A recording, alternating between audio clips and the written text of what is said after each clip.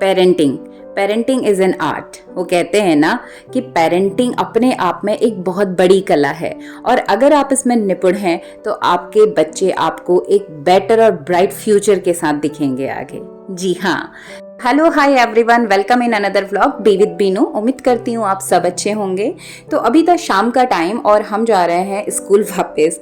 Actually Mannu को football classes में enrol कराया है। लास्ट कुछ मंथ से मन्नू का बहुत इंटरेस्ट था, हम भी चाहते थे, बट वापस स्कूल आना और जाना ये थोड़ा सा प्रॉब्लमेटिक था और फिर से मुझे ऑटो और स्कूटी से वहाँ से यहाँ छोड़ने आना टफ था। हाँ, तो एनी हाउ मैनेज किया अभी। और बहुत ज़रूरी है बच्चे को आउटडोर एक्टिविटीज़ में इन्वॉल्व करना। हमारे ही स्कूल पे शाम के टाइम पे फुटबॉल एकेडमी के ये कोच यहाँ पर आते हैं और ये न्यू बैच जस्ट स्टार्ट हुआ है। तो मृदुल को इस बार हमने एनरोल कराया है और ये आउटडोर एक्टिविटीज़ बच्चे के लिए बहुत ज़रूरी है इस टाइम पे। और मुझे शायद बताने की ज़रूरत नहीं है, इस टाइम पे बहुत सारे हेल्थ रिलेटेड इश्यूज़ इवन छोटे छोटे बच्चों में देखने को मिलते हैं।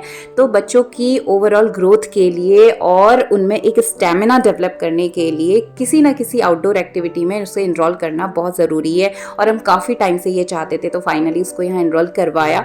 देखिए, कई बार ना बीइंग अ पेरेंट्स हमें मैनेज करना पड़ता है, लेकिन ये आपका जो कॉम्प्रोमाइज़ रहेगा ना, ये कहीं ना कहीं आपके बच्चे की पर्सनालिटी डेवलपमेंट के लिए बहुत ही अच्छा कॉम्प्रोमाइज़ होगा। और मृदुल के केस में लाइक अगर बच्चा इंट्रोवर्ट है तो इस तरह की एक्टिविटीज़ बहुत ज़रूरी है।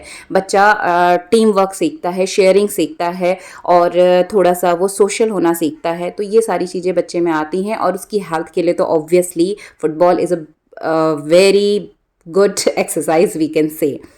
तो मेरा मानना है कि अगर बच्चे की डिमांड पॉजिटिव है, फ्रूटफुल है, तो आप उसे सुनिए और कोशिश करिए उसे देने की, अगर आप उसे अफोर्ड कर सकते हैं। लेकिन हाँ, उसके सामने कुछ टर्म एंड कंडीशन रखना भी ज़रूरी होता है। जैसे मृदुल के केस में भी हम उसे हमेशा टारगेट देते हैं कि आप इस एक्टिविटी को कंप्लीट कर लेंगे या हमारा ये चैप्टर, ये बुक कंप्लीट हो जाएगी तो हम करेंगे। तो हम इस तरह से उसकी हर चीज़ को नहीं, बच्चा बहुत कुछ मांगता है, बट कई बार जैसे फ़ोन हम अवॉइड करते हैं, बट जब देते हैं तो उसके सामने कंडीशंस रख के देते हैं कि पहले आप ये कंप्लीट कर लीजिए, ये वाला वर्क, ये वाली राइटिंग, ये वाली लर्निंग, तो आपका हाफ एन आवर फिर प्ले टाइम होगा।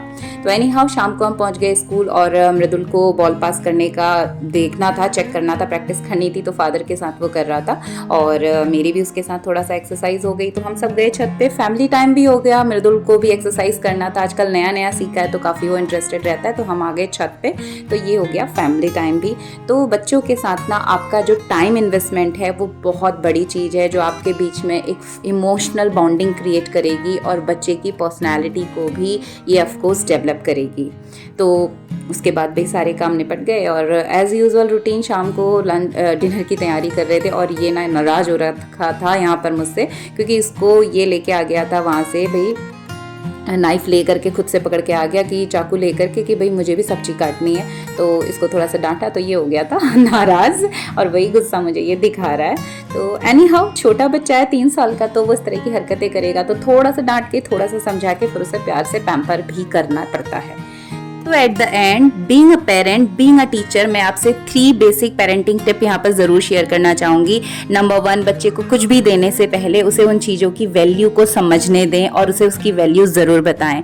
Number 2, instead of indoor games, उसको आउटडोर गेम में एटलीस्ट 1 आवर के लिए, छोटा बच्चा है तो उसको ज़रूर से इन्वॉल्व करिए। ये उसकी फिजिकल हेल्थ के साथ ओवरऑल पर्सनैलिटी डेवलपमेंट को भी अफेक्ट करता है। Number 3 is developing good habits. और जब हम अच्छी आदतों की बात करते हैं तो हमारा मतलब वेस्टर्न कल्चर का बेटरली नाइफ स्पून चलाने से नहीं है। इनफैक्ट बच्चे में अच्छे संस्कार आप डेवलप करिए, क्योंकि 10 से 12 साल की उम्र तक बच्चा जो कुछ सीखता है, देखता है ना, ऑटोमेटिकली वो उसके सिस्टम में फीड हो जाता है। तो सेम पर्सनैलिटी के साथ बच्चा आगे बढ़ेगा।